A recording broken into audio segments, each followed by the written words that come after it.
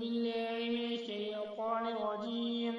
بسم الله الرحمن الرحيم. بخاری شریف کی 78 حدیث اور کتاب علم کی 20ویں حدیث ہے.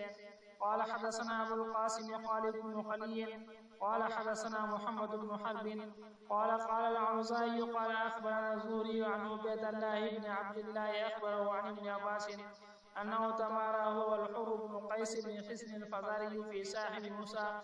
قال ابن عباس هو خزر فمر بهما ابي بن قعب فدعاه ابن عباس فقال اني تماريت انا وصاحبي هذا في ساحل موسى الذي سال موسى السبيل الى لقيه. هل سمعت النبي صلى الله عليه وسلم يذكر شأنه؟ قال نعم سمعت رسول الله صلى الله عليه وسلم يقول بينما موسى في ملأ من بني إسرائيل جاء رجل فقال هل تعلم أحدا أعلم منك؟ قال موسى لا. فأوحى الله إلى موسى بلى عبدنا خضر فسأل موسى السبيل إليه فجعل الله له الحوت آية وقيل له فإذا فقدت الحوت فارجع فإنك ستلقاه وكان يتبع عصا الحوت في البحر.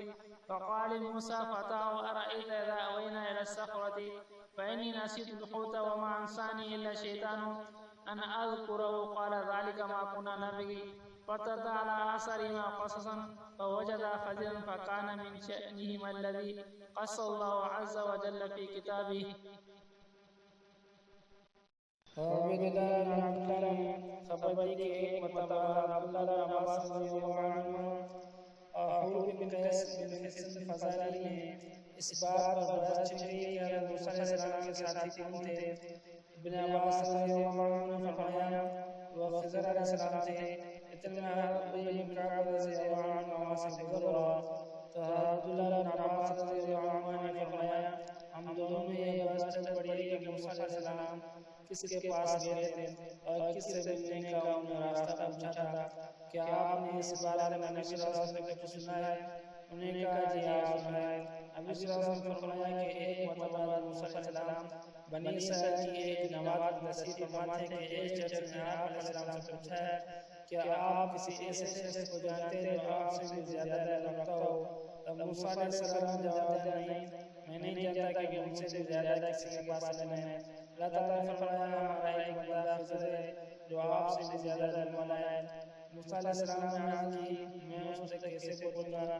اللہ تعالیٰ نے ایک مچھلی کو ان کی ملاقات کی علامت قرار دیتے فرمایا جب یہ مچھلی کو ہو جائے تو واپس لوٹ جانا. تب خضر علیہ السلام سے آپ کی ملاقات ہوگی. خیر موسیٰ علیہ السلام اپنے ساتھ یوشع بن نون کو لے کر سمندر میں مچھلی کی جگہ تلاش کرتے جا رہے تھے تو یوشع نے کہا میں آپ کو مچھلی کا قصہ سنانا بھول گیا. دراصل شیطان نے مجھے بھگا دیا تھا. وہ تو فلاں چٹان کے پاس سمندر میں چلی گئی تھی.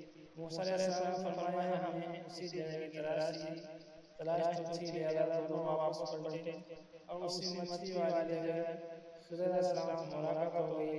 اور اس کے بعد تفصیلی قصہ وہی ہے جو اللہ تعالیٰ نے قرآن میں بیان کیا ہے.